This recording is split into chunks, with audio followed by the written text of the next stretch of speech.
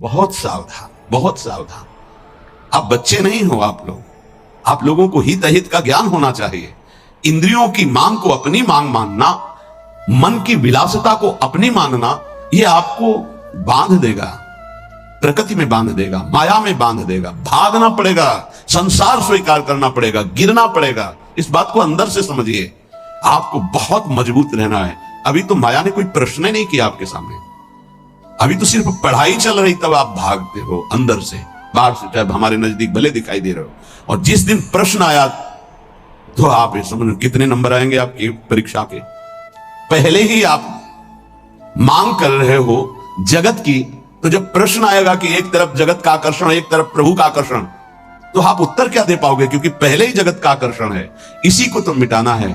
नहीं समझ पा रहे आप, इसी को मिटाना है आपको। जथा लाभ संतोष सदा काहू सो कछु न चाहूंगा। जैसे मेरे प्रभु रखे वैसे रहूंगा, कभी कोई चाह नहीं करूंगा। सच्ची मानिए, यदि आप सतमार्ग में चल रहे हैं तो कोई चाह नहीं रहे। जैसे आपसे पूछा जाए क्या आप पसंद करते हैं, नहीं बोलिए आप क्या पसंद करते हैं। किशोरी जी का नाम दे दीजिए, इसमें रति हो जाए। नहीं, वैसे क्या पसंद करते हैं? किशोरी जी का धाम, दिव्य वृंदावन मेरे नेत्रों में झलकने लगे, दे दीजिए आप। इनके शिवा आपकी हृदय की मांग आपको फंसा देगी। इस शब्दों को पकड़ लीजिए। सत्संग के शब्दों को आप नहीं पकड़ते। आपका मन जब विपरीत चिंतन करता है तो आप कीर्तन कीजिए, वाणी जी का उच्च स्वर से गायन कीजिए। एक बार जीत गए तो 1000 बार इसको पटक दोगे मन को, एक बार हार गए तो 1000 बार पटकी लगाएगा आपको। आप समझो, आप किसी विशेष कृपा से आप चल रहे हैं। अगर इस विशेष कृपा की अवहेलना करेंगे तो आपका परमार्थ रुक जाएगा। पूज्यपाद श्री उड़िया बाबा जी महाराज से स्वामी अखंडानंद जी महाराज प्रश्न करते हैं, बाबा यदि कोई हमारे गुरु और इष्ट की निंदा कर रहा है तो हमारा क्या कर्तव्य बनता है? यदि कोई हमारे गुरुदेव की इष्ट की निंदा करता है तो हमारा उस समय क्या कर्तव्य बनता है? उत्तर, उस उपासक को चाहिए कि उसके सामने जो इष्ट की निंदा या गुरुदेव की कर रहा है वहां से तत्काल हट जाना चाहिए। कभी भी दोबारा उसके पास नहीं बैठना चाहिए। नीति कहती है कि सहन नहीं करना चाहिए, लेकिन प्रीति कहती है कि उठ के चल देना चाहिए, लड़ाई झगड़ा नहीं करना चाहिए। बहुत ये व्यवहार की बहुत काम की बात है। प्रायः ऐसा संयोग मिलता है कि हमारे इष्ट और गुरुदेव की अवहेलना करने वाले हमारे रिश्तेदार, नातेदार, संबंधी ही होते हैं, माता या पिता या ऐसे। क्यों होते हैं? क्योंकि जब उनका कोई संबंधी भगवत मार्ग में चलता है तो फिर उनकी भावनाओं के विरुद्ध हो जाता है। अगर वो उनकी भावनाओं का ही केवल पोषण करने लगेगा तो इष्ट गुरु से विरुद्ध हो जाएगा, पक्का, आगे चल के देख लेना। और जब इष्ट गुरु की भावना में वो पुष्ट होता है तो उनकी लौकिक भावनाओं को वो कुछ भी नहीं गिनता। अब उनको लगता है कि ये जो हमारा पुत्र है या पुत्री है या पत्नी है या परिवार का सदस्य है, कितना हमें प्यार करता था, ये जब से गुरु जी से मिला, जब से उपासना में आया, तब से ऐसा हुआ। तो उसकी गुरु के प्रति, इष्ट के प्रति भी निष्ठा नहीं रहती, भक्ति नहीं रहती, और उसी के अंदर से माया निंदा करवाने लगती, बहुत प्रियजनों के द्वारा। अब वहां क्या हमारा कर्तव्य है? हमको पास नहीं बैठना, हमको उनका विरोध नहीं करना। बाबा कहते हैं नीति तो आदेश करती है सहन ना करने की बात। संत शंभुश्री पद अपवादा कही सुनी तहा अस मर्यादा काटी जीव तासु जो बसाई, नीति कहती है। लेकिन बाबा कह रहे हैं भक्ति कहती है, प्रीति कहती है कि हमको क्रोध नहीं करना, हमको वैर नहीं करना, बदला लेने की भावना नहीं करना, और ना हमको सुनना है। कान में अंगुली डाल के तत्काल वहां से अलग हो जाना, उससे फिर पुनः मिलना नहीं, उसका संबंध हृदय से अस्वीकृत करना है। जो सहन करता है तो भगवान और गुरुदेव में उसकी प्रीति स्थित हो जाती है। यही जीवन का परम लाभ है। दूर का कोई करे तो चलेगा, बिल्कुल पास का करेगा, नजदीक एकदम विरोध शुरू होगा, बिल्कुल नजदीक शुरू होगा। आपको बचाना है अपने आप को और उसका भी मंगल मनाना है। भगवान से प्रार्थना करनी है कि इसकी बुद्धि शुद्ध हो जाए और अपने को उसके आकर्षण, संबंध, वचन तीनों से दूर हटाना है। क्योंकि भगवान की स्मृति स्वयं श्री भगवान है। अगर आप इष्ट और गुरु की निंदा सुनेंगे, करना तो बहुत दूर की बात, तो आपकी भगवत स्मृति गायब हो जाएगी, स्मृति चली जाएगी। स्मृति गई तो कुछ नहीं रहेगा। यहां तक कि उपासक को भगवान से भी बढ़कर भगवान की स्मृति पर भाव रखना चाहिए। यस्य स्मरण मात्रेण जन्म संसार बंधनात् जिनका स्मरण मात्र संसार में जन्म मरण के चक्र से मुक्त कर देता है, उन प्रभु की स्मृति को प्रभु से भी बढ़कर के मानना है। कोई कहे प्रभु से बढ़कर कैसे हो सकता है? तो प्रभु तो हमारे हृदय में है, लेकिन उनकी स्मृति नहीं है, तो नाना प्रकार के विकारों में हम बंधे बह गए। और जिस दिन से गुरु कृपा से भगवत स्मृति जागृत हुई, तो हमें सुख मिला, शांति मिली, विश्राम मिला। दुख प्रभु नहीं दूर किए, प्रभु तो सबके हृदय में बैठे हैं। प्रभु की स्मृति भजन ने दुख दूर किया। गोस्वामी जी ने भी लिखा है कि सबके हृदय अछत अविकारी, सकल जीव जग दीन दुखारी, तहां वेद अस कारण भाखा। वहां वेद ऐसा कारण बता रहे कि भगवान तो सबके हृदय में अछत अविकारी सुख सिंधु विराजमान है, पर जीव सब दीन दुखी हो रहे हैं, विषयों के प्रति दीन और दुखी हो रहे हैं। उसका कारण क्या है? भजन नहीं है। भगवान के होते हुए दुख निवृत्त नहीं हुआ, लेकिन जो ही भजन प्रारंभ हुआ भगवत स्मृति, वो दुख को जड़ से मिटा दिया। इसलिए भगवत स्मृति भगवान से भी बढ़कर, ऐसे भगवान की स्मृति देने वाले गुरुदेव और जिनकी स्मृति ऐसे हमारे आराध्य देव, अगर इनकी कोई निंदा करे तो मेरा प्रिय कैसे हो सकता है? माया जहां आप एकाग्रता करके प्रभु में लगने की कोशिश करेंगे तो विविध रूपों में आकर आपको आकर्षित करेगी। आप आकर्षित ना हो, आप विरोध से परास्त ना हो, आप अपनी भक्ति को पुष्ट रखें। जो जीव मेरा और तेरा, मैं और मोर, इसी को महत्व दे रहा है, वो भगवान से प्यार नहीं कर सकता। क्योंकि भगवान से प्यार करने के लिए इस मेरा और तेरा को, लौकिक शब्द को मिटाना पड़ेगा। मैं सिर्फ प्रियालाल का हूं, प्रियालाल मेरे, बस ये हृदय की स्थिति होनी चाहिए। देख लीजिए, प्रभु में ऐसी स्थिति, अनन्य चिंतन तभी हो सकता है जब हृदय में बात आ जाए कि मैं प्रभु का, प्रभु मेरे, बस सिर्फ प्रभु मेरे। प्रभु का वैभव रचा हुआ नहीं, प्रभु का जो भी है वो उससे मेरा संबंध नहीं, प्रभु से संबंध है। प्रभु का रचा हुआ तो अखिल ब्रह्मांडों में रजोगुणी लीला हो रही, तमोगुणी लीला हो रही, सतोगुणी लीला हो रही, नहीं, हमें प्रभु चाहिए, ये लीला नहीं, ये माया नहीं। जितनी भगवान की स्मृति में जन डूबते हैं उतना ही आनंद का अनुभव होता है। पर जब हृदय में भोगों के प्रति राग होता है और जब वो नहीं मिलता तो क्रोध हो जाता है, चिड़चिड़ा स्वभाव हो जाता है, नाक में गुस्सा भर जाती है। ये उपासक सावधान इस वृत्ति से नहीं। अगला इसका जो कदम है उसका नाम है भय। राग भोगों का, बराबर भोग तुम्हें मिलते रहे ऐसा सृष्टि में कभी किसी को नहीं होता। परिस्थिति बिगड़ती भी है, कभी ऐसी परिस्थिति आती है कि मनोनुकूल भोग नहीं मिलते, उस समय क्रोध, चिड़चिड़ा स्वभाव, नहीं शासन में लीजिए, नहीं, अगला कदम जो है वो बड़ा भयावह है। राग से क्रोध और क्रोध से भयावह स्थिति। नित्यानंद रस की अनुभूति के लिए चलने वाला उपासक हृदय में भोगों का राग न रखे, नहीं तो क्रोध, चिड़चिड़ा स्वभाव हो जाना, कुछ अच्छा ना लगना, वो विध्वंसक भाव आगे भय उपस्थित कर देगा, आपकी चेष्टा भयावह होगी। भक्ति में मुख्य बात है, भक्त कभी भी महापुरुषों के वचनों की अवहेलना न करे, अपराध न करे। इसका पूरा ध्यान रखे, नहीं तो बुद्धि भ्रष्ट हो जाएगी। ये मैं गूढ़ बात कहता हूं। जिन उपासक के अंदर भोगों का राग है, क्रोध है, भयावह कल्पनाएं हैं, वो आज्ञा का उल्लंघन करते हैं। अगर आज्ञा पर चलोगे तो कभी माया आपको परास्त नहीं कर पाएगी। साधन भक्ति, जब सिद्धा भक्ति में फिर निश्चिंतता आती है, निर्भयता आती है, निशोक आता है। साधन भक्ति में साधक को बहुत सावधान रहना है। ये 6 बातें साधन भक्ति में होंगी तभी सिद्ध स्वरूप जागृत हो जाएगा। पूज्य पादुड़िया बाबा जी, चिदानंद समुद्र भगवान की निश्चित प्राप्ति हो जाएगी, सिद्ध पुरुष हो जाएगा यदि ये 6 बातें रही। पहले, भारी से भारी आपके प्रति कोई अपराध कर दे तो उसे क्षमा करने की आपके अंदर वृत्ति होनी चाहिए। क्रोध करके उसको मानसिक संकल्प करके दंड देना, या शारीरिक दंड देना, या समुदाय से दंड दिलाना, किसी भी प्रकार का ऐसा भाव नहीं होना चाहिए। जैसे आप भजन करते हैं, आपके मन में संकल्प बना कि तुमने हमारा अपमान किया है, तुम्हें भगवान देख लेंगे, भोगोगे। तो यदि भजन बल है तो लागू हो जाएगा उस पर और वो कष्ट भोगेगा पक्का। लेकिन वो तो कष्ट भोगेगा शारीरिक, पर आप खाली हो गए और अब भजन की वो वृत्ति आएगी नहीं, क्योंकि आप सिद्धांत से गिर गए। या आप शारीरिक बलवान हैं, आपने उसको पीट दिया तो आपका भजन बल क्षीण हो जाएगा, आपका मार्ग अवरुद्ध हो जाएगा। या आपके बहुत अनुयायी हैं, उनसे पिटवा दिया। किसी भी तरह से दंड दिलवाना भक्ति को खो देना है, यह बात अच्छे से समझ लीजिए। तो पहला है क्षमा। किसी भी कारण से एक भारी से भारी अपराधी को भी क्रोध करके दंड देने की भावना ना होना। दूसरा है कभी भी किसी भी वस्तु व्यक्ति स्थान पर महत्व रखकर अपने प्रभु को भूल जाना।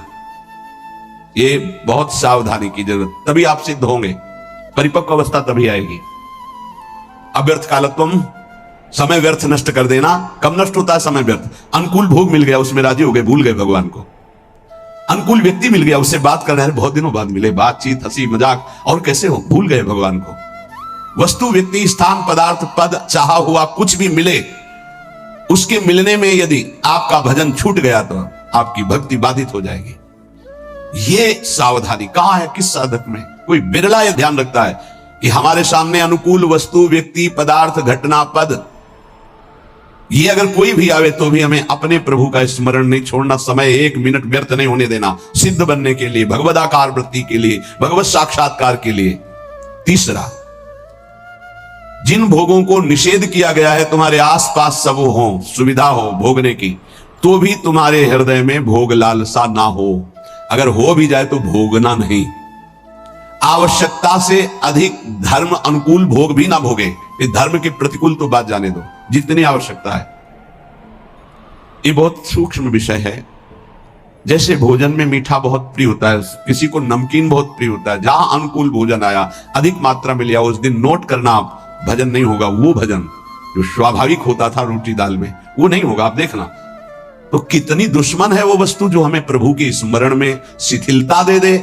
रुचि नहीं रह गई भजन की, फिर बातें होती हैं बैठ करके, प्रपंच की बातें, और या फिर बहुत खूब सोना, सो रहा है, सारी शक्ति पचने में लग जाती है। जब उधर में जरूरत है 500 ग्राम 400 ग्राम भोजन की, और आपने दबा करके उसमें 1.25 किलो भर दिया, अब इसके बाद पानी गया, अब वो सारी आपकी जीवनी शक्ति उसी में लग गई पचाने में, तो भजन के लिए आपके पास सामर्थ्य कहां रह गई?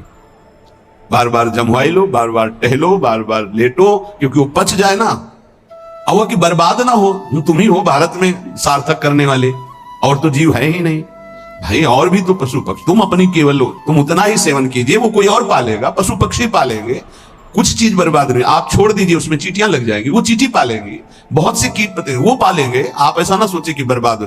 तो उपासक को पदार्थ वस्तु व्यक्ति, हमें किसी व्यक्ति से इतना प्रेम नहीं कर लेना कि वो उसके मिलने पर प्रभु का विस्मरण हो जाए। ये बहुत सूक्ष्म बातें महापुरुषों के द्वारा शोध कर कही गई हैं। चौथा,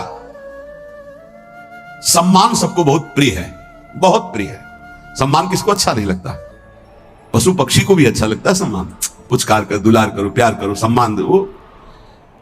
जो भगवत मार्ग में सिद्धावस्था को प्राप्त होना चाहता है, सम्मान को जहर की तरह देखे और नीच पुरुषों द्वारा किए हुए अपमान को अमृत के समान पान करके निराभिमानी बन जाए। चौथी बात है, देखो परमार्थ को तो समझना ही पड़ेगा, यह बहुत जहरीली बात है। सिद्धावस्था ऐसे प्राप्त नहीं होती। पहला, तुम्हारा कोई किसी भी तरह से अपराध करे, तुम्हें क्षमा करना है। ना मानसिक, न शारीरिक, न वाचिक, न व्यवहारिक, किसी भी तरह का उसको दंड देने का विधान यद्यपि सामर्थ्य है फिर भी नहीं, पहला। दूसरा, कभी भी किसी भी वस्तु व्यक्ति स्थान के आकर्षण में प्रभु को नहीं भूलना, यह तुम्हारे ऊपर शर्त है। हमारे सामने कोई व्यक्ति आए, वस्तु आए, पदार्थ आवे, घटना आवे, प्रभु को नहीं भूलना।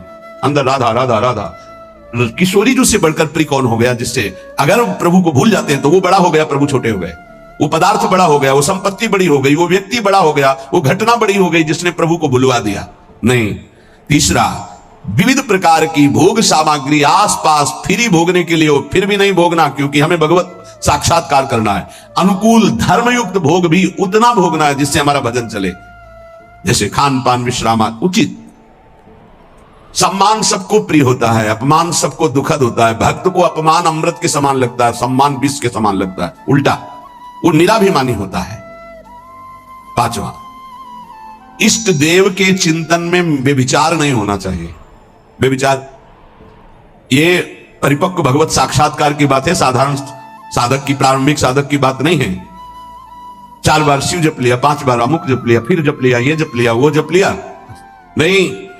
केवल अपने इष्ट देव में ही, अगर शिव है तो शिव संबंधी, राम तो राम संबंधी। अब ये सिद्धावस्था की तरफ जा रहा है साधक। यहां खिचड़ी नहीं होगी, यहां सीधे एक वृत्ति केवल अपने इष्ट देव की, उन्हीं का स्वरूप, उन्हीं का सेवा, उन्हीं का नाम जप, उन्हीं के गुण कीर्तन, उन्हीं के प्रेमियों से मिलना, इष्ट मिले और मन मिले, तभी परिपक्व सिद्धावस्था को प्राप्त होंगे। 6वां, सदगुरु की शरण में रहकर उनके बताए हुए मार्ग से चलना, सिद्धावस्था। यह बहुत कठिन है, बहुत कठिन है। सदगुरु की आज्ञा में जो जीवन दे दे, बहुत कठिन है। कल एक उपासक कह रहे थे कि हम बहुत प्रयास करते हैं, वर्षों हो गए करते हैं, लेकिन अभी यही निश्चय नहीं कर पाए कि मुझे जाना कहां है, जपूं क्या, निरंतर क्या करूं। तो गुरुदेव का वर्ण किया, बोले नहीं तो पूरा जीवन व्यतीत हो जाएगा, निर्णय थोड़ी कर पाओगे। ये निर्णय तो गुरुदेव के द्वारा होता है। जो गुरुदेव ने नाम दिया, जो साधन बताया, आजीवन उसी में। गुरु प्रदत्त इष्ट के विग्रह में, छवि में, नाम सेवा में सर्वस्व विराजमान है, भाव समझ लीजिए। गुरु प्रदत्त नाम मंत्र में, गुरु प्रदत्त साधना, वो सिद्ध होने के लिए बहुत आवश्यक है, और उसी में स्थिति होने से सिद्धावस्था प्राप्त होती है। बहुत ये सूक्ष्म विषय सब नहीं समझ पाएंगे। भगवान विविध रूपों में विविध भाव वाले भक्तों को सुख दिया है। जब कृपा होती तो विविध रूप सब आते हैं। जो अनन्य रस का उपासक है अपने इष्ट देव का, उसे किसी में प्रियता नहीं होती। तो इसका मतलब अभी ज्ञान नहीं हुआ, नहीं नहीं, ये ज्ञान के ऊपर की बात है। ज्ञान के ऊपर की बात है। ये ज्ञान तो बहुत पहले गोस्वामी जी को हो गया था, सिय राम में सब जग ज्ञानी। फिर कह रहे बने तो रघुबर ते बने, बिगड़े तो भरपूर, तुलसी और अंते बने ता बनी बेपिन। सदगुरु की शरण में साधना करने वाले उपासक की एक पहचान होती है। गुरु प्रदत्त इष्ट नाम उपासना के सिवा और कुछ अच्छे नहीं लगेगा। कोई सिद्धांत वर्णन उसके पकड़ में नहीं आएगा, उसको सब माया नजर आएगी। कोई भी भगवान रूप रख करके आवे, उसको प्रियता नहीं होगी। उसको प्रियता उसी में होगी जो गुरुदेव भगवान ने इष्ट दिए हैं। ये खास बात उस गुरु प्रदत्त साधन करने वाले महामहिम साधक में होती, ये सब में नहीं होती।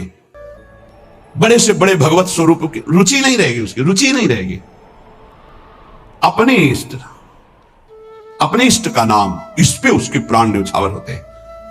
यही परिपक्व अवस्था में जाएगा उपासक। प्रभु के विविध रूप हैं, विविध छवियां हैं, विविध उनकी शोभा, विविध नाम। ये तब होता प्रारंभ में, विविधता में। लेकिन जब परिपक्व अवस्था की तरफ, तो गुरु प्रदत्त साधन और साध्य पर दृढ़ निश्चय, अपना कोई भाव। आजकल गुरु बनाने के लिए जब आते हैं तो पूरा रजिस्टर भरा होता है, कोरा कागज बनकर गुरु जी के पास जाया जाता है। अब लिखो इस पे, जो लिख दोगे आजीवन इसी पे लिखा रहेगा। लेकिन यहां इतना लिखने का अवसर ही नहीं, शिष्य बन रहे और पूरा रजिस्टर भरा हुआ है। हम तो ये करते हैं, हम तो ये करते हैं, हम वही कैसे, हमारा ये सिद्धांत, हमारे ना कोई आग्रह ना कोई भाव, ये रखा है हृदय हमारा, जो आप चाहो इस पे डाल दो, वही जीवन भर ऐसे शिष्य बना जाता है। सब अपनी भावनाएं हटाकर गुरुदेव के चरणों में। अब आप जो, ये नया जन्म हमारा है गुरु दीक्षा का, आप जो आज्ञा करेंगे वैसे ही हम चलेंगे। एक अबोध बच्चे की तरह गुरुदेव के चरणों में समर्पण, अबोध बच्चे की, मुझे कुछ पता नहीं, जैसा आप कहें वैसा मैं चलूं। ठीक है, मैं सबके लिए कहता हूं, इस कलयुग में आज ऐसे बहुत लोग हैं जो अपने माता पिता का अपमान रूपी पाप करते हैं, पराई स्त्री का व्यभिचार करते हैं, पराये धन पराई संपत्ति पर नजर रखते हैं, मन वचन कर्म से हिंसा करते हैं। ऐसे सब लोगों से प्रार्थना है कि कुसंग में पढ़ करके, मन ने मत करके तुमसे प्रबल गुलामी करवाते हुए पाप करवा लिया, अब तुम बिल्कुल डरो मत। ऐसे इतिहास साक्षी है, महान व्यभिचारी पापियों को भगवान ने महात्मा बना दिया। तो भगवान ने कहा, अपिचेत सुदुराचारो भजते माम अनन्य भाग साधुरेव समंतव्य सम्यक व्यवसिता। ऐसा सांगो पांग दुराचार करने वाला, मतलब कोई भी दुराचार नहीं छूटा। ऐसा भी पापी यदि ये मन में विचार करके कि भगवान के सिवा अब मेरा कोई नहीं निस्तार कर सकता, और भगवान की शरण में हो गया, तो भगवान कह रहे उसे साधु मानो, क्योंकि मैं साधु से बनाऊंगा। जिन्होंने अपनी जवानी संयम में नहीं बिताई तो पाप निश्चित हुए। ये यौवन अवस्था एक तूफान अवस्था है। जौवन ज्वर के ही नहीं बलकावा। ये जवानी का बुखार किसको नहीं चढ़ा? जहां जवानी का बुखार चढ़ा तो मनमानी पापाचरण होने लगते हैं। अगर भगवान की कृपा न होती तो जीवन का अंत इसी में हो जाता, निद्रा, भय, आहार, मैथुन, बस यही। भगवान का कृपा पात्र है जो अपने जीवन में असंतुष्ट हो चुका है, अपनी धन संपत्ति भोग विलासिता इससे असंतुष्ट हो चुका है और उसके मन में एक सच्चे सुख की चाह जग गई, एक हृदय में पश्चाताप होने लगा, नहीं मैं गलत हूं, मुझे सही मार्ग चाहिए, मुझे निष्पाप होकर परम पवित्र भगवदानंद की अनुभूति चाहिए, वो कृपा पात्र बन गया, वो भगवान का कृपा पात्र है। नहीं तो जीवन अंत तक अशुद्ध आचरणों में ही व्यतीत होता। जिनका जीवन अपवित्र है, पापाचरण करते हैं, सुधार के लिए दो बात एकदम स्पष्ट है, भगवान का आश्रय और भगवान का नाम जप। ये दो बात पकड़ लो, परम मंगल हो जाएगा, निश्चय तुम परम पूजनीय हो जाओगे। अहोवत सुपच तो गरियान, वो स्वपच भी गरियान श्रेष्ठ है जिसकी जिह्वा पर भगवान का मंगलमय नाम है।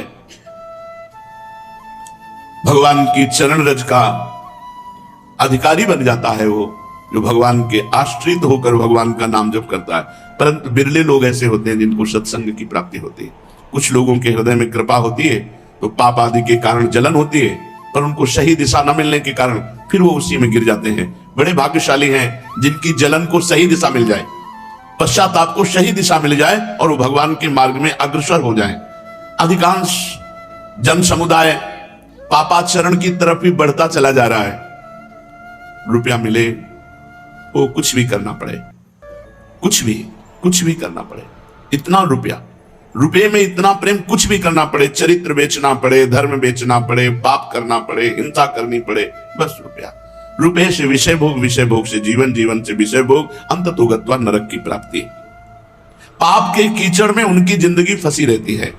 ऊपर से वो भोले भाले साफ सुथरा दिखाई देते लेकिन अंदर से बहुत गंदे होते हैं। ऐसी दशा में उन लोगों के लिए एकमात्र उपाय है भगवान का आश्रय और नाम, आश्रय भगवान का और नाम जप। बड़े भाग्यवान हैं जो ये साधन पकड़ लें। आश्रय हृदय से होता है, नाम जप जबान से होता है। भगवान बड़े कृपालु हैं, बड़े कृपा बरसाने वाले हैं। जिस समय साधक आश्रय लेकर नाम जप शुरू कर देता है तो उसके हृदय में जलन शुरू होती है। बुरे कर्मों का बिना भोगे नाश। इसलिए ये मत सोचो कि प्रारंभ में हम नाम जप कर रहे हैं, हमारे हृदय में बहुत जलन हो रही, उसको मिटाने के लिए किसी विषय का सेवन करें, ऐसा नहीं। जलन हो रही, बहुत बढ़िया काम हो रहा है, सोना कसौटी पे कसा जा रहा है, उसका मल दूर हो रहा है। ऐसे हमारा मन जल करके बिना प्रारब्ध भोगे, बिना पाप कर्म भोगे वो सब पाप नष्ट हो जाएंगे।